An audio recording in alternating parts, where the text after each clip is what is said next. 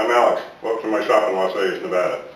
This is part 3 of the challenge to create a coffee table with a rising top, and I'm happy to report that except for the stain and clear coat, this project is complete. Now, at the end of the last video, where I stood was I had my lifting arms, and I also had my sub base for my top with the legs installed, and my lifting arms were doing what they were supposed to, lifting the tabletop. And at that time, I expressed I had some concerns that those shocks weren't going to be strong enough to lift the material I was going to use to complete this tabletop. And as it turns out, my fears were correct. Even though the skin I put on the top of this is only 3/8 of an inch thick, I used poplar to keep the weight down, and even then it was slow to raise this tabletop, and it wasn't going to lift much weight. And so originally I had 200N gas shocks installed. I actually ordered 250N gas shocks. That's 56 pounds per shock, and that last 10 or 12 pounds of pressure was what I needed to make this top rise correctly and lift some weight. It'll lift about 10 pounds. I can put 2 of my heavy drill drivers on here and it'll lift those with no problem, and it lifts all the way up. I ended up with about 8.5 inches of lift, which gives plenty of room to reach in underneath the top when it's in the up position and get items out of the trays. For the top itself, I started by first skirting it. This is poplar. It's 4 inches, and I did dado the inside of this so that it's secured onto the plywood, and that helps in a couple of ways. Once it's a large gluing surface, which means it'll be secure over time. The other thing it does is that if there's any variances or a little bit of warp in the plywood subbase of this top, that dado, once it's contained on all 4 sides, tends to straighten and level everything out. I did leave these skirts about 3/8 of an inch proud of the subtop, and what that allowed me to do was resaw some poplar at about 3/8 of an inch and skin this tabletop with my finished material. Put lots of still pics with this video to show, but basically this top has a parquet design in it. There's strips going both ways, and I like the look of it. I also, while I had this top off, I began staining this project, and so this is a classic cherry stain on the poplar, and that color should match pretty well when I stain the rest of this project. Once it's all stained, it'll be clear coated with nitrocellulose lacquer, and it'll be a finished product. Now, the big concern I had with going in to this part of the challenge was how was I going to latch this tabletop in place. I knew that the top itself had to be latched, and at that time I was thinking, yeah, I needed some kind of pins that were going to go through the ends. And I spent some time, pencil and paper, and kind of sketching out different ideas I had and looking at the size constraints I had, the area I was going to be able to build something to make an actual latch. And at one point, I walked into the house to grab a cup of coffee, and when I went through the door into the house, the light bulb went off. I was redesigning the wheel, and it didn't need to be done. So I took the knob off of my garage door and pulled the latch out of it, and I started looking at that catch latch for a door. And the dimensions were perfect. All the mechanics were there. It just made perfect sense. And so that's what I ended up doing, was using door latches on both ends of this. And the latch mechanism itself is mounted and mortised into a little block on the table side, and then the striker plate is mounted on its own little block, mortised into a block that's attached to the skirt.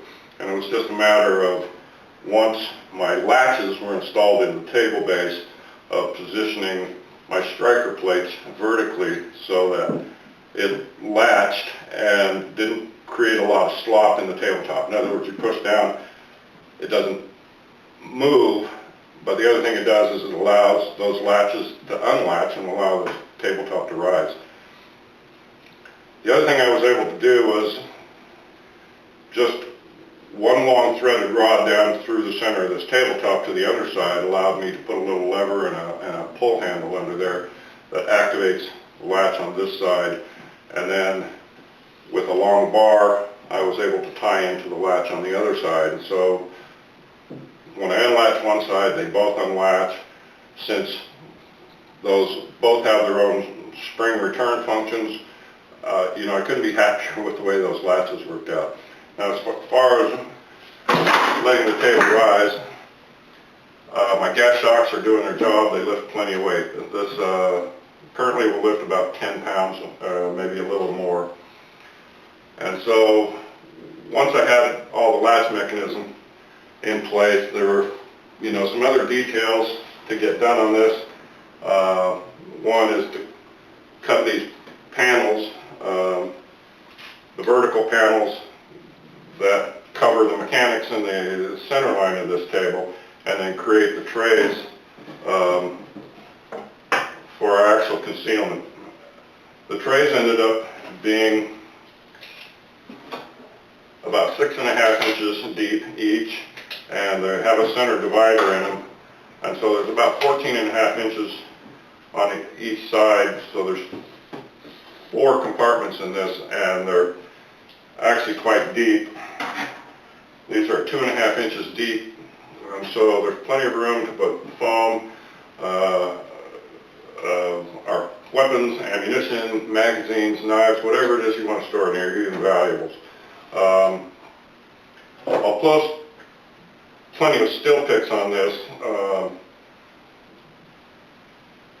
just because it's a little difficult to keep rotating this thing around to show you the various aspects of it. But like I said, on each side of here are mounted latches, door latches, just like in every door in your home, and a threaded rod that goes down through this side of the table to a release mechanism, and a tie rod that goes between the 2 latches so that when one latch activates, the other latch activates.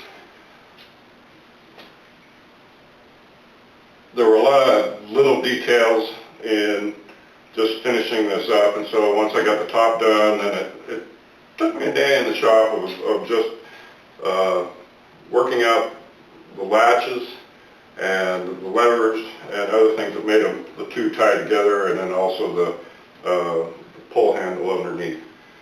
My biggest concern when I started to